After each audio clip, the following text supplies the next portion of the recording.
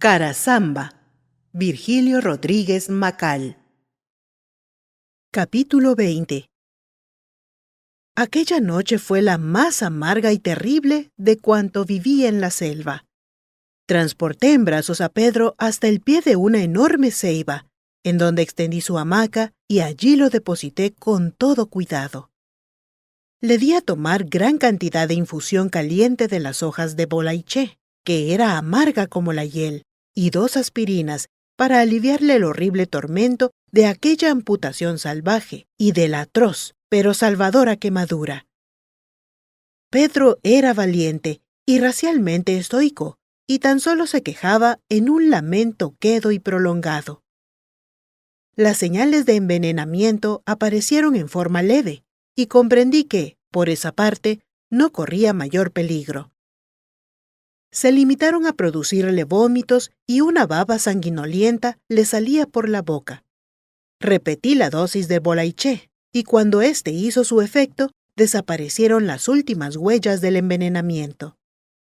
Carasamba se había desmayado a consecuencia de la tremenda paliza que recibiera, ya que los golpes de mi machete cayeron por todo su cuerpo, incluso la cabeza.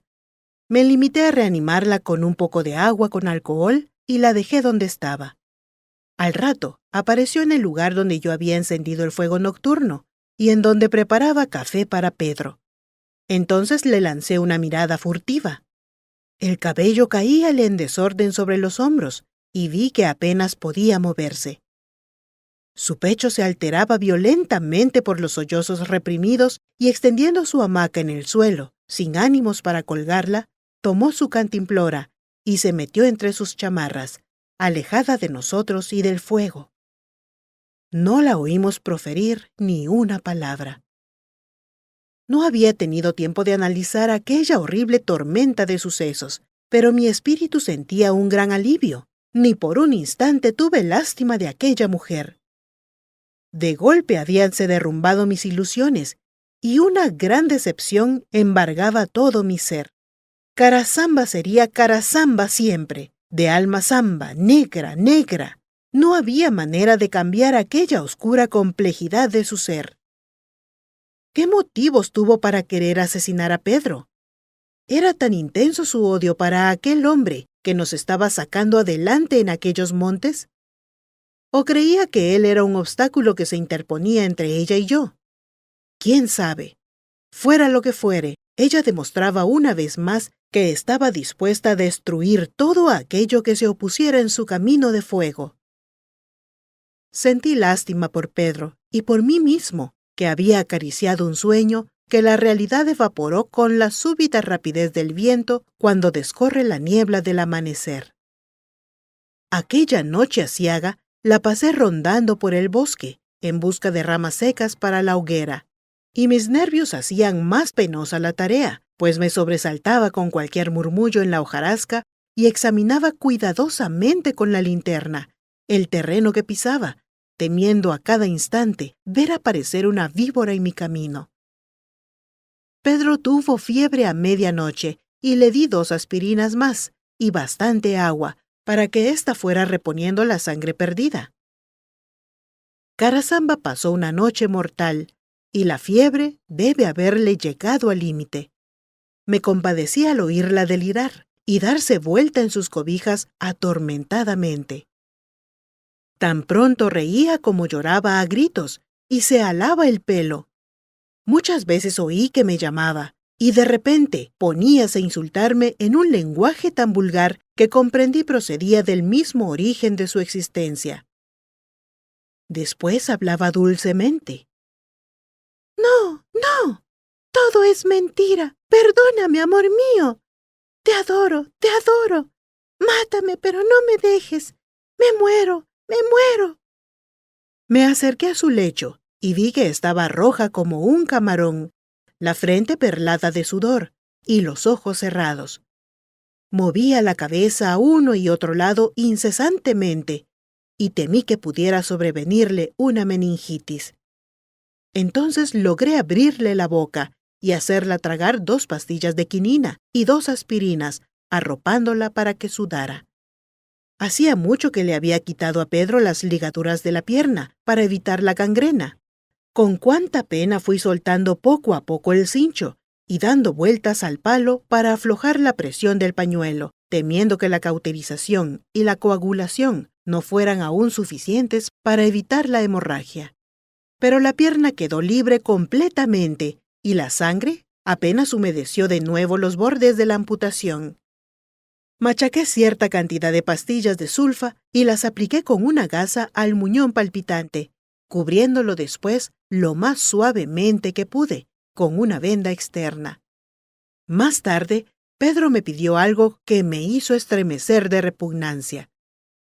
«Le suplico, patroncito, que vaya al tronco y entierre mi zapato. No quiero que se lo lleve el tacuacín o cualquier otro animal del monte. Al fin y al cabo, es un pedazo cristiano». Con los ojos llenos de lágrimas, me fui con la linterna a cumplir su voluntad. Abrí un hoyo profundo con el machete y allí empujé aquel resto sanguinoliento que ya se estaba cubriendo de voraces hormigas negras y lo enterré, apisonando la tierra y cubriéndola después con hojas y ramas frescas. 2 días y 2 noches nos quedamos en aquel lugar horrible, cuidando yo a mis enfermos lo mejor que pude. Pedro estaba mejor y habíase salvado momentáneamente, y ya solo era de temer una infección, la cual trataba de evitarle a base de especias y sulfas. Carasamba despertaba muy débil y dormía la mayor parte del día, teniendo yo que hacer todo el trabajo del campamento. Echaba mano de los escasos víveres y condimentos imposibles, que solo nos comíamos para no morir de hambre. La pobre mula no tenía con qué alimentarse, ya que los helechos y demás hierbajos los rechazaba su naturaleza enferma. Entonces me interné en el bosque con el rifle y el machete, hasta que encontré un árbol de ramón, y regresé arrastrando una enorme rama, que la bestia comenzó a comer con desgano, haciendo el mismo esfuerzo que nosotros para no perecer de inanición. Por fin, al tercer día, Pedro estuvo más animado, pues había dormido bien por primera vez desde el accidente, y tuve la gratísima sorpresa, al abrir mis cansados ojos, de ver la figura de Carasamba, inclinada ante un naciente fuego, con la cafetera en la mano. Me acerqué a ella en la forma más natural del mundo, y le pregunté cómo se sentía. «Ahora bien, gracias a sus cuidados», me contestó sin mirarme. «No sabe lo que le agradezco, y siento las molestias que ha tenido por mí». Su voz era triste y cansada, y comprendí que en esos momentos era María la que hablaba. Por su camisa remangada pude verle los verdugones de sus brazos, causados por mis golpes, y retiré los ojos de allí porque la vista de ellos me causaba un raro malestar. «¿Se siente con ánimos de andar?», le pregunté con suavidad. «No va a poder montar la mula, porque allí va a ir Pedro. Creo que hoy mismo llegaremos al Santa Mónica». Hizo un gesto afirmativo y me dijo que se sentía capaz de caminar días enteros, con tal de alejarse de aquel lugar.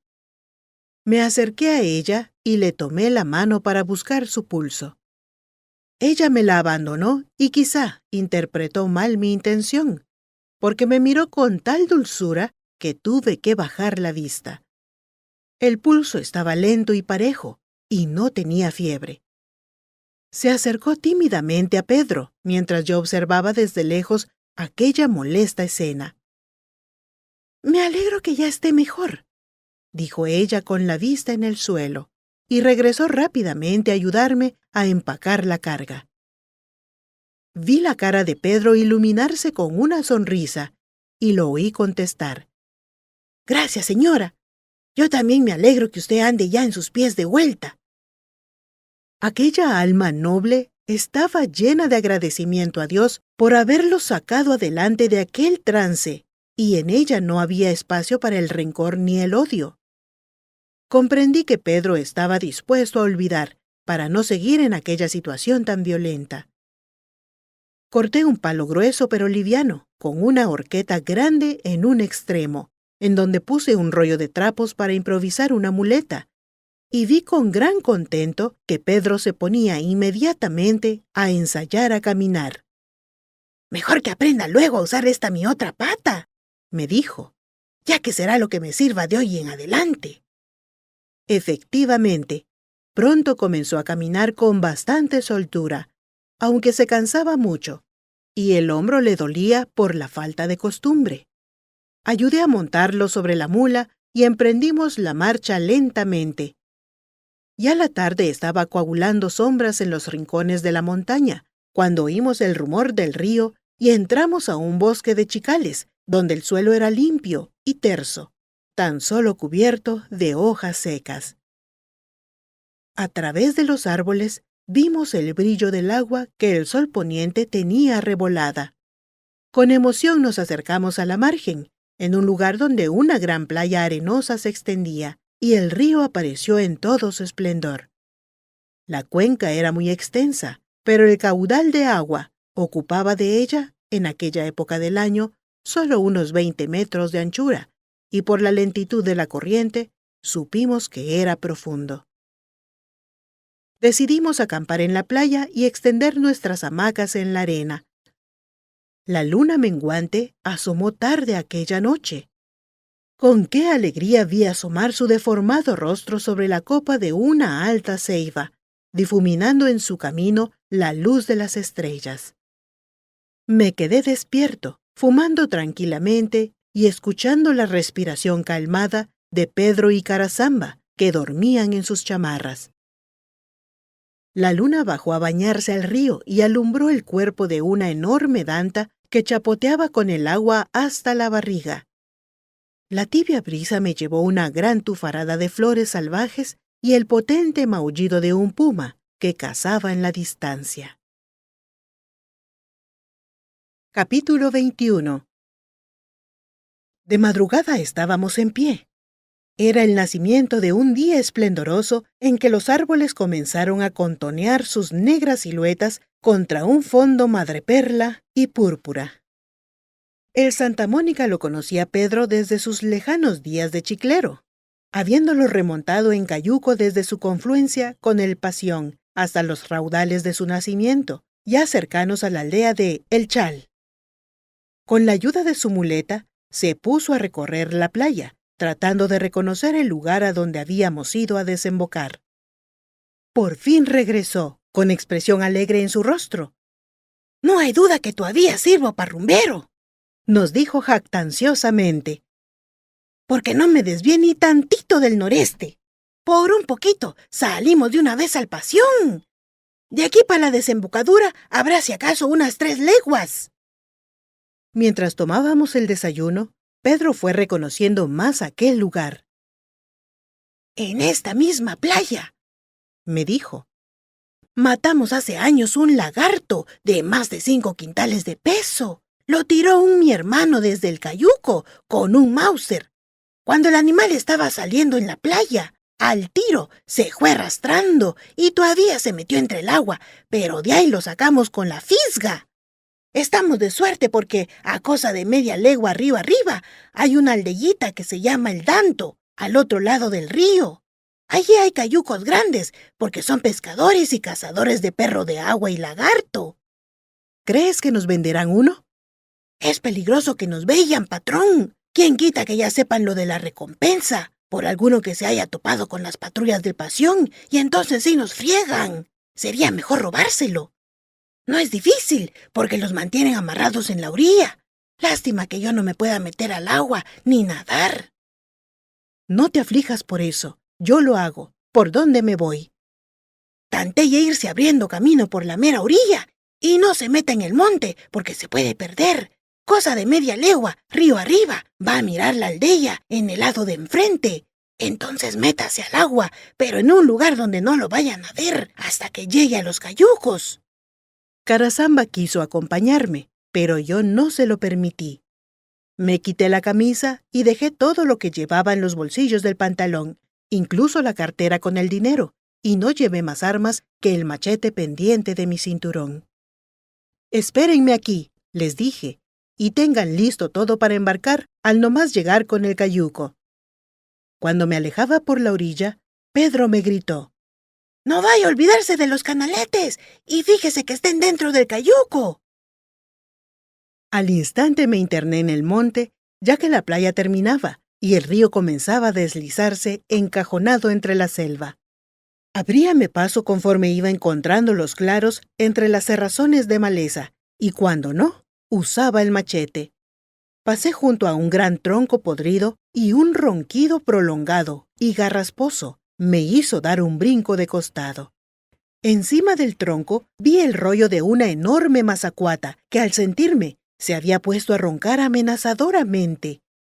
Largo rato estuve contemplándola de lejos, y mientras se iba inflando al tragar aire para expelerlo después, con ese ronquido que emite cuando está enojada, le vi los ojillos perversos y la lengua bífida que proyectaba hacia mí su gran cabeza. Era un animal enorme y calculé que bien tendría sus 12 pies de largo y la fuerza suficiente para quebrarme. Seguí mi camino con más prudencia para evitar un encuentro desagradable e imprevisto. En una hora llegué a la par de la aldea. Estaba al otro lado, en un lugar donde la margen del río se elevaba en una colina. El espacio de la ranchería era despejado y limpio, y pude ver los cocales. Las palmeras y los platanares le daban sombra. Desde mi escondrijo distinguí varios patojos medio desnudos, jugueteando en la puerta de los ranchos, y de vez en cuando las oleadas de brisa me llevaban el ruido peculiar de la torteada del maíz. En la orilla habían varios cayucos que se mecían al soplo del viento, y desde mi observatorio escogí uno, el más alejado de los ranchos y el más grande. Arremangué mis pantalones y me eché al agua silenciosamente, nadando con las manos y los pies sumergidos. Así, apenas con la cabeza fuera de la superficie, atravesé el río sin tocar fondo un solo instante. Cuando me encontraba a cosa de 20 pies del cayuco, aspiré profundamente y me zambullí, no aflorando hasta ver su casco a través del agua amarillenta. Salí por un lado y agarrándome por uno de sus bordes, me dominé poco a poco y lo fui ladeando hasta ver su interior. Había dentro un guacal, 2 canaletes, una pica y varios palos cortos que no tuve tiempo para examinar. Me fui deslizando por su costado hasta que mis pies tocaron un fondo cenagoso. Arrastrándome, pude llegar hasta el lazo por donde estaba amarrado a una gran estaca, y de un tajo lo corté. Instantáneamente el cayuco comenzó a derivar con la corriente, y yo me escurrí hasta la proa, y de ahí lo fui alando, procurando mantenerme pegado a la margen.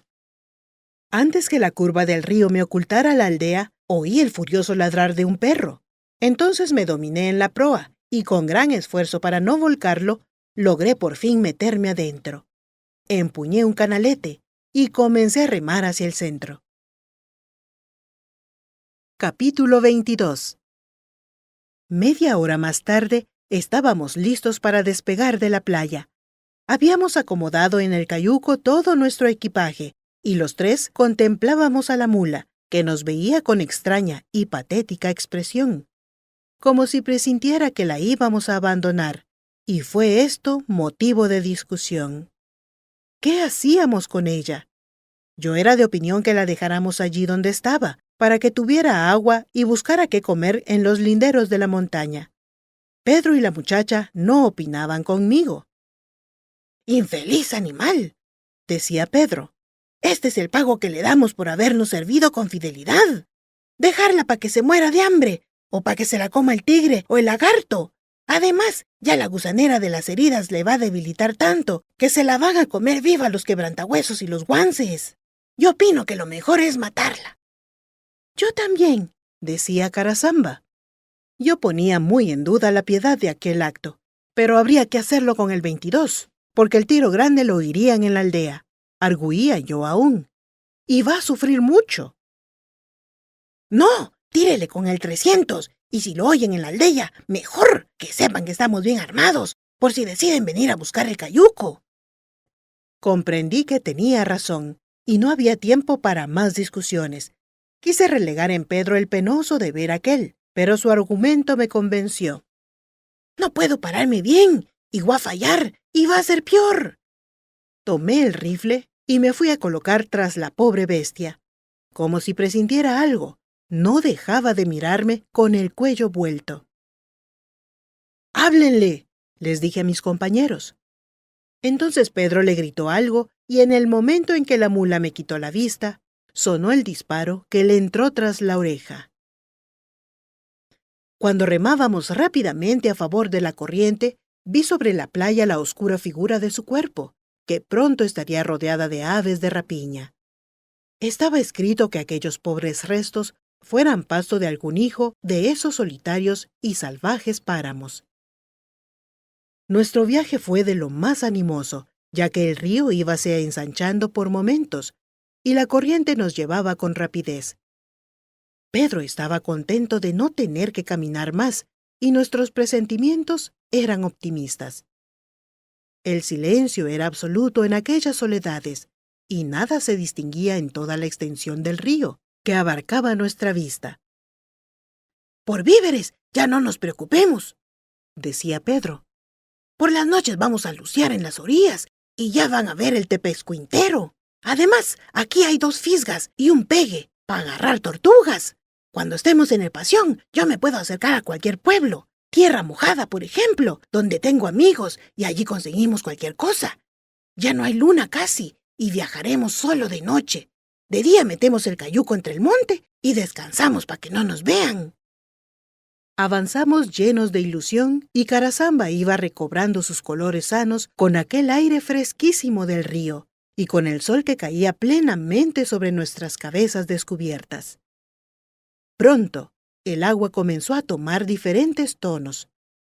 Veíase de pronto azul y cristalina, y luego amplias fajas más oscuras.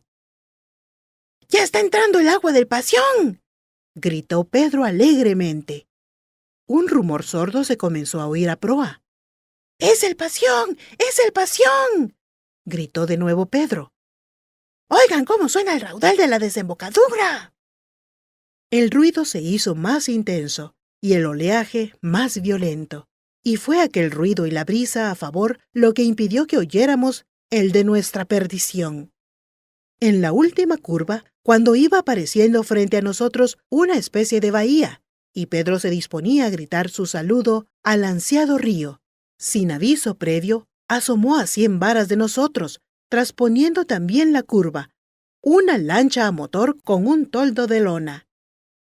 Casi al mismo tiempo nos vimos los tripulantes de ambas embarcaciones, y nosotros distinguimos claramente los cañones de los rifles de sus ocupantes. Pedro reaccionó al instante y metió su canalete sujetándolo firme, haciendo virar el cayuco hacia la margen derecha, la más cercana. Entonces comenzamos a remar desesperadamente hacia la orilla. Oímos voces en la lancha y supusimos que nos mandaban hacer alto. Remamos con desesperado vigor y el cayuco cabeceaba peligrosamente, haciendo agua por los lados, no solo por la velocidad con que se deslizaba, sino por las correntadas encontradas de los ríos. Algo pasó silbando sobre nuestras cabezas, y un chorro de agua saltó varios metros delante de la proa. Entonces nos llegó el destampido de un Mauser. Pronto, una lluvia de balas comenzó a caer a nuestro alrededor, en el instante en que el cayuco enterraba su proa en un banco de camalotes. De un salto salí de la canoa. Ayudé a Pedro a que se arrastrara afuera y se colocara la muleta. Carasamba traía los cinturones con los machetes y las pistolas, y yo cogí un manojo de rifles y la escopeta. Con febril excitación, hurgué entre la carga hasta encontrar la bolsa con las cajas de tiros, y en un segundo nos metimos entre el monte. Pedro saltaba penosamente, y nosotros no quisimos alejarnos de él. «¡Corran, patroncito!», me decía desesperado. «¡Váyanse ustedes 2 corriendo! ¡Piérdanse entre el monte! ¡A mí no me harán nada! Pero ni yo ni la muchacha nos alejábamos de él y tratábamos de ayudarlo en los pasos difíciles. Era imposible continuar así. Pedro estaba cubierto de sudor y una palidez mortal habíale invadido con el esfuerzo sobrehumano que hacía corriendo en un pie, ya que el palo solo servía para medio guardar el equilibrio. Pronto oímos los gritos de la gente que había desembarcado y una voz dando rápidas órdenes. Media hora después nos detuvimos. Pedro había caído al suelo y no podía levantarse más. La muleta yacía a su lado, quebrada en dos. «¡Déjenme y váyanse!», nos decía. «¡Tal vez todavía sea tiempo!». Pero desgraciadamente ya era tarde. Arrastramos a Pedro tras un grupo de troncos caídos. Nos colocamos en una barricada natural, teniendo todos los flancos cubiertos por un sinnúmero de árboles que habían sido arrastrados al suelo por un enorme cedro que un rayo derribara anteriormente. Nos agazapamos en el fondo. Yo empuñé el 300 Savage y me ceñí el cinturón con el revólver. Carasamba había llenado la recámara del 22 y Pedro, sentado con la espalda contra un tronco, ponía 2 cartuchos con posta para venado en su escopeta. El silencio era angustioso y nosotros hicimos la ilusión de que podríamos escondernos allí hasta la noche. De pronto, una voz sonó rotunda e imperativa, a una veintena de metros de donde nos encontrábamos. «¡Ríndanse a las fuerzas del gobierno! Es inútil que se resistan porque están rodeados.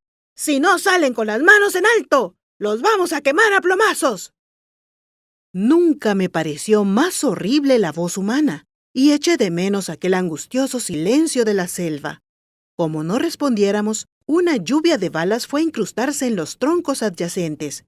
Una bandada de monos salió gritando por las altas ramas, espantados por las tremendas detonaciones de los Mausers, que la concavidad del monte hacía más impresionantes.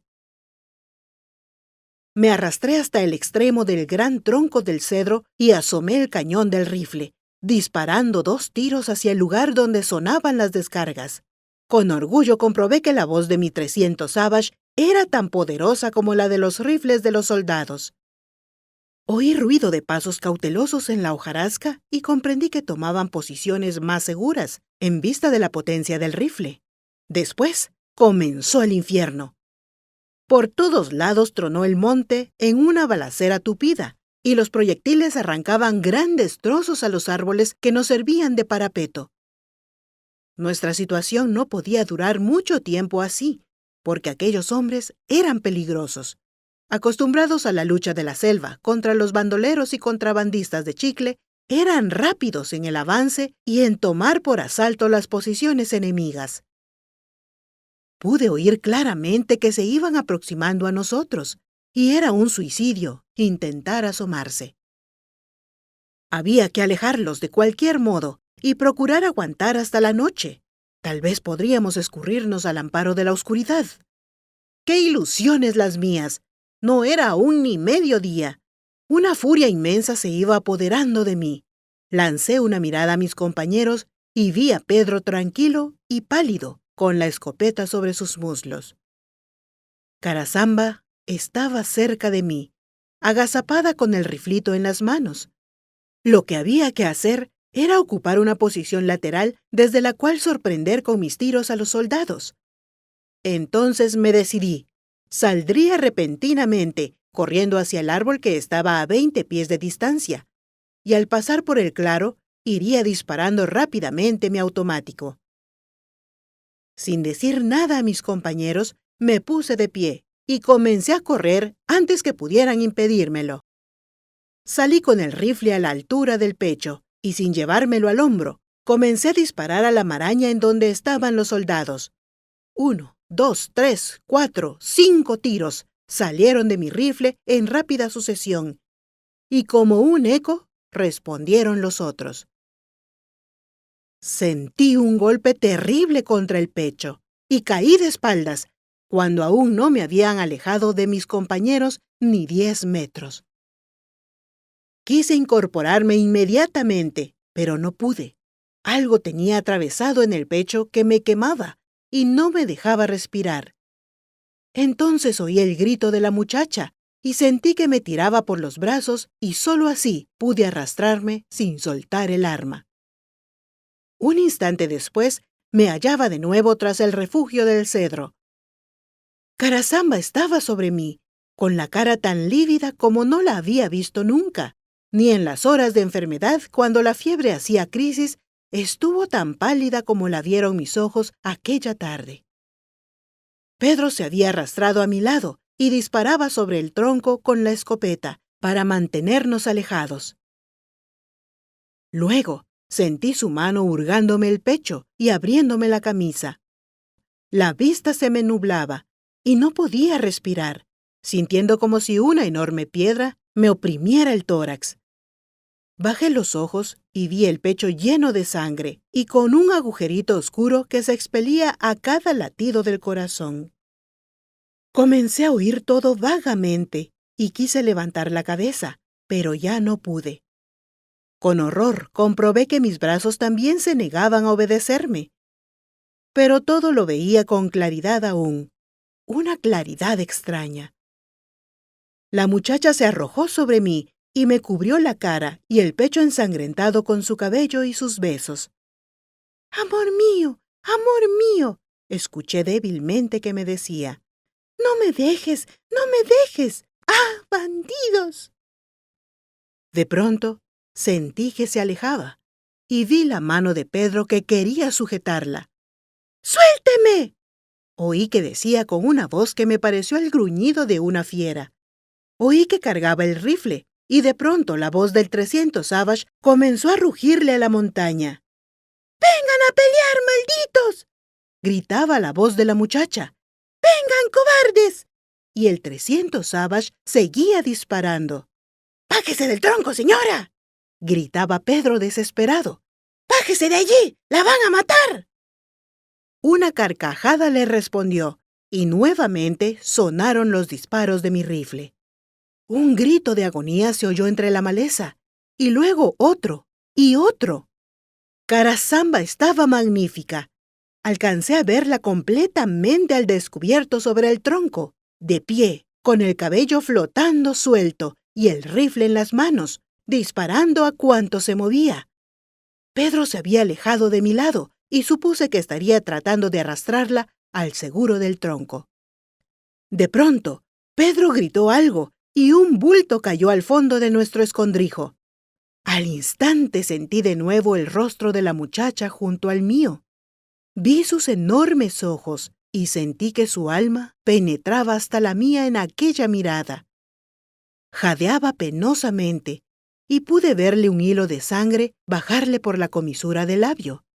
Entonces escuché vagamente su voz. «Así es mejor. Amor, querido, los dos juntos, los dos». Ya no oí más, y sentí que sus labios abrían los míos, y traté de corresponder a aquel beso. Su boca ardía formando algo mismo con la mía, y un fuerte sabor a sangre se fue esparciendo por mi paladar. Sus ojos verdes comenzaron a girar en torno, a dar vueltas y más vueltas hasta que se transformaron en la copa de un árbol gigantesco y verde, que daba vueltas también como en un torbellino, y se iba elevando vertiginosamente en un cielo oscuro, como de noche tétrica, sin estrellas y sin luna, hasta desaparecer. Un sonido de campanas y timbres resonó en mis oídos y todo quedó después en silencio. Todo se ennegreció en mi cerebro, en mis ojos, en mi alma. Capítulo 23. El hombre es un animal de sufrimiento y de tortura. Sufre como animal y se tortura como hombre. De ahí su desventaja en medio de los que cohabitan con él en el planeta. De rey de la creación, se convirtió en el rey del sufrimiento psíquico, sin haber logrado extirpar de su ser el sufrimiento animal. La conquista evolutiva del intelecto, que iba a asegurarles la supremacía animal, lo hundiría más tarde en la tortura del pensamiento y la conciencia, quedando como único poseedor analítico del pasado, del presente y de la incertidumbre del futuro. El animal sufre como animal, y resiste y reacciona como tal, o se extingue como tal. El hombre sufre como animal, pero persiste y reacciona como hombre. Y la tortura de la psiquis y la luz del pensamiento no se extingue mientras su vida animal subsista, y aún después, quizá. El animal encarcelado en un zoológico sufre por una añoranza relativa de su libertad, pero mientras le satisfagan sus necesidades animales, está cuando menos resignado y a veces hasta feliz. Yo fui un animal encarcelado y me torturé como hombre. Los hombres se preocuparon de encarcelar mi sufrimiento animal, pero no pudieron, por desgracia, cautivar mi tortura de hombre. 3 años estuve en la cárcel, 3 años aislado de mis congéneres sociales en un zoológico humano. Hace solamente 2 meses que salí en libertad, que me abrieron la jaula para que volviera a juntarme a mi manada. La grey que deambula al amparo de leyes hechas también por otros hombres, como los que hicieron las que rigen dentro de las cárceles. He vuelto a ver amigos y he recibido la amistad de pocos, la comprensión de algunos, la desconfianza y el temor de muchos. Temor que siente la grey hacia todo matador de hombres. Me han dado de nuevo la libertad, y según los que me encarcelaron, he salido limpio de toda culpa para rehacer mi vida. Pero, ¿se les ha ocurrido siquiera pensar si estoy realmente libre? ¿Creen que, con la manoseada frase de «cumplió su condena», la he cumplido ya de verdad? No, mi condena no la cumpliré jamás. Y lo que es peor, ciertamente peor, quién sabe si aún después de muerto, seguiré con ella, arrastrándola en mi eterna evolución espiritual. Mi tortura de hombre estuvo siempre fuera de la cárcel, muy lejos, y gozando de entera y despiadada libertad, mientras mi sufrimiento animal vegetaba tras las rejas del calabozo o el recinto de la penitenciaría. Lo que no supieron nunca, ni mis carceleros, ni mis jueces, fue que mi sufrimiento era manso y resignado, y mi tortura cruel, indómita y despiadada. Durante 3 años, mi tortura vagó libre entre las selvas del Petén y recorrió 1.000.000 de leguas desde Livingston hasta la confluencia del Pasión y el Santa Mónica, ida y vuelta, como el reloj del universo. Mientras mi sufrimiento caminaba mansamente, ida y vuelta, en la penumbra angustiosa de la cárcel. Mi sufrimiento caminaba ida y vuelta en pos de las horas, los días, los meses, los años. Mi tortura iba ida y vuelta tras las huellas de un amor que se perdió en la sublimidad trágica de la selva. Mi sufrimiento llegó a su meta tras paciente caminar de 3 años. Mi tortura seguirá eternamente, buscando algo que se fue para siempre y cuya huella quizá no vuelva a hallar, ni aún en el complejo laberinto de mis futuras evoluciones espirituales. Hace 2 meses que el ego animal no sufre ya, y mi tortura sigue adelante, hacia la incierta luz de las estrellas. Y si mis jueces supieran que, por lo que me condenaron, no me importó jamás. Si supieran que lo que en el léxico legal ellos llamaron homicidio doble, a mí no me restó ni 1 hora de sueño tranquilo. ¿Cuánta distancia recorrí dentro de mí mismo en esos 3 años de soledad y aislamiento? Cuán avaramente fui contando y saboreando uno tras uno los minutos de mi vida desde que conocí a María. Si los jueces supieran que si las mismas lejanas circunstancias en que en Livingston me manché de sangre volvieran a presentárseme hoy, cuando hace apenas 2 meses que gozo de libertad absoluta, volvería a matar, irremisible y tranquilamente. De seguro me creerían un caso perdido y reincidente de criminalidad, y andarían buscando un pretexto para guardarme de nuevo. en salvaguarda de la Grey que ellos dicen proteger. No, mi condena no la cumplí en la cárcel, porque no me consideré merecedor de ella. Había matado, sí, pero en defensa propia y tras abierta provocación. No fui yo quien disparó primero, sino ellos, los que me abrieron las puertas del camino negro hacia el sufrimiento y la tortura. No, jueces, a ellos volvería a matarlos 1,000 veces. No me arrepiento. Os he dejado tranquilos y habéis sellado el papelón de vuestro proceso con un «fue capturado, juzgado y condenado», y estáis orgullosos de haber cumplido vuestro deber. Ahora me veis libre y me decís con patriarcal benevolencia: «Hijo nuestro, estáis libre porque la ley se cumplió en ti.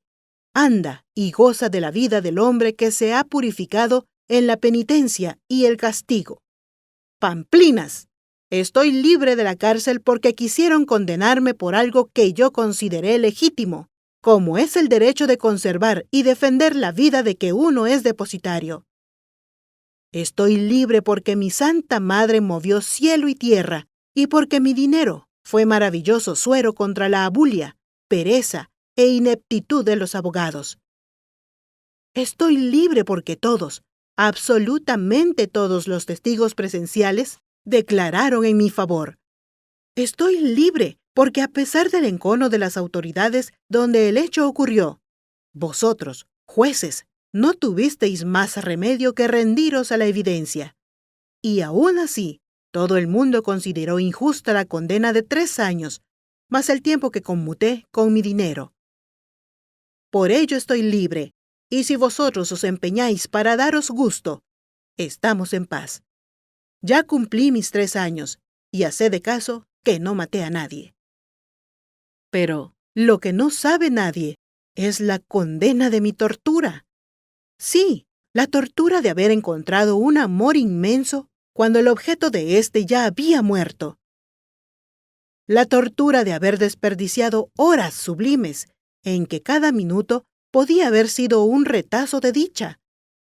La tortura de haber poseído el cuerpo y el alma de un ser atormentado a quien solo el amor habría podido salvar de las profundidades luciferianas de su propio ser. En la ancha soledad de 3 años me fui enamorando más y más de una muerta, y hasta entonces le di el perdón y la comprensión que en vida le negaron mis prejuicios, mi educación y todo aquel lastre de absurdos e inmundicias que evita nuestra ascensión a las inmensidades de la espiritualidad serena. ¿Qué sabía yo de Carasamba? ¿Qué sabía yo de lo que estaba dentro de su alma y de lo que corría por sus venas? ¿O de lo que su espíritu estaba conquistando a través de su tormento? ¿Sabía yo, acaso, qué designios divinos cumplíanse en ella? Pero lo que sí supe fue su inmenso amor. Eso que era mío, porque ella me lo entregó, a mí, al único. Y yo, estúpido, ciego y ofuscado, prejuicista, le negué la limosna del mío, que para ella habría sido, quizá, la gloria de su recóndito infierno. En la soledad de la cárcel me enamoré de una muerta y mi espíritu atormentado voló a llorar años enteros sobre una solitaria tumba en la confluencia del Santa Mónica y el Pasión. Pedro, el eterno y fiel Pedro, fue el que salvó mi vida física. En premio a su lealtad, los jueces lo condenaron a 1 año de presidio. El enorme papeleo de su sentencia se resumió a buscar en el léxico jurídico la traducción de estas 3 palabras: lealtad, abnegación y sacrificio. No pudieron encontrarla exactamente, pero la leyeron así: complicidad, encubrimiento y resistencia armada a la autoridad. Cuando le leyeron la sentencia y supo que solo le tocaba 1 año y a mí 3, protestó enérgicamente. Quería insultar al abogado a quien se le entregó su defensa y que hiciera cuanto estuviera de su parte, que apelara, para que le pusieran a él el mismo tiempo que a mí. Pedro me acompañó en el encierro 1 año y durante ese tiempo conversamos tanto y me dio tanto detalle que yo le iba pidiendo con el ansia de agua de un sediento. Él me salvó en el trágico final de nuestra huida. Me relató punto por punto todo lo que sucedió después de que me hirieron. Cuando examinó la herida, creyó que no me salvaba. La bala entró en medio pecho, pasó a 1 centímetro del corazón y buscó la salida a través del pulmón izquierdo. Carasamba se volvió loca cuando vio que yo ya no le respondía y que ya no podía moverme. Luego, cuando Pedro descubrió mi herida y ella la vio, perdió toda esperanza. Ella podía haberse salvado si se hubiera rendido. Es más, ni siquiera sabía que a ella también la buscaban, pero no pudo soportar la idea de sobrevivirme y buscó la muerte, una muerte que se acomodaba muy bien a su extraña naturaleza. Quiso en el último instante vengarme e irse conmigo. De un salto subió al tronco que nos servía de parapeto, empuñando mi rifle, y comenzó a disparar. Los soldados, en un principio, no hicieron fuego sobre ella, y uno de ellos salió al descubierto para pedirle que se rindiera. Cuando ella lo vio, le gritó un insulto y disparó. El soldado cayó, con la cabeza destrozada. Entonces siguió disparando, y la escolta contestó a matar. Consiguió herir a 2 más, y ella no cayó, sino hasta que el tercer proyectil le había atravesado el pecho. Hasta el último instante tuvo la vitalidad y la resistencia del tigre real, a quien ella tanto admiró. Cuando se arrastró a mi lado, ya estaba moribunda. Pedro entonces gritó que se rendía, y los soldados entraron a nuestro refugio. Tuvieron que separar a Carasamba, que se había quedado muerta sobre mí, y nuestras bocas permanecían juntas. Pedro creyó que yo ya había muerto también, pero al darse cuenta de que vivía, me taponó la herida lo mejor que pudo, y lloró, y suplicó para que me atendieran y me trataran bien. Sacó el dinero de mi cartera, y con el que él llevaba, comenzó a sobornar a los soldados para que me cuidaran y trataran de salvarme, sacándome de allí cuanto antes. Al principio, el teniente que mandaba la escolta quiso llevarse el cuerpo de la muchacha para entregarlo en la primer guarnición, mas luego pensó que el trayecto era muy largo, con demasiado calor, y decidió enterrarlo al borde mismo de la selva, cerca de la playa, en el mismo punto donde las corrientes de los 2 ríos se unían. Pedro se preocupó de que la sepultura fuera bien honda, y él mismo colocó unas piedras en forma de montículo sobre ella y clavó una tosca cruz. Inmediatamente partieron en la lancha a favor de la corriente, y ya todos iban interesados en que yo me salvara, por las recompensas que Pedro ofrecía. Esa misma noche llegaron hasta Yaxché, de donde telegrafiaron a Flores, dando cuenta de todo. A la mañana siguiente llegó un avión transporte del ejército que me llevó a la capital junto con Pedro y con un guardia. Yo no recobré el conocimiento sino 3 días después, ya en el hospital militar. Estuve gravísimo y hubo necesidad de operarme 2 veces. ¿Para qué? La ley me reclamaba y tenía sobre mí más derecho que la muerte. Luego me enviaron a Barrios, en donde se inició mi juicio y después, por razones de seguridad, me devolvieron a la penitenciaría de la capital. Pedro abandonó la cárcel al año justo y desde entonces no vivió sino para ver qué hacía por mí y por sacarme, visitándome todos los días que se le permitieron, llevándome siempre el consuelo de la recia y noble amistad. Heme aquí, pues, libre de nuevo. Hace 2 meses que salí y estoy en casa de mi madre, en mi frío y viejo caserón de Xelajú. Hay un inusitado movimiento de la servidumbre y de gente amiga. Mi madre va a despedirme esta noche con una comida, pues me voy mañana. Sí, por fin me voy al extranjero, a ver si es posible aún encontrar sosiego y tranquilidad, cuando menos, ya que no olvido. lejos del teatro de mi desgracia. Pedro se va conmigo. ¿A dónde iría yo a rumbear sin Pedro? Quiero que en una clínica de Estados Unidos le pongan un pie ortopédico y que deje la muleta. Hoy no viajo ya en busca de placeres.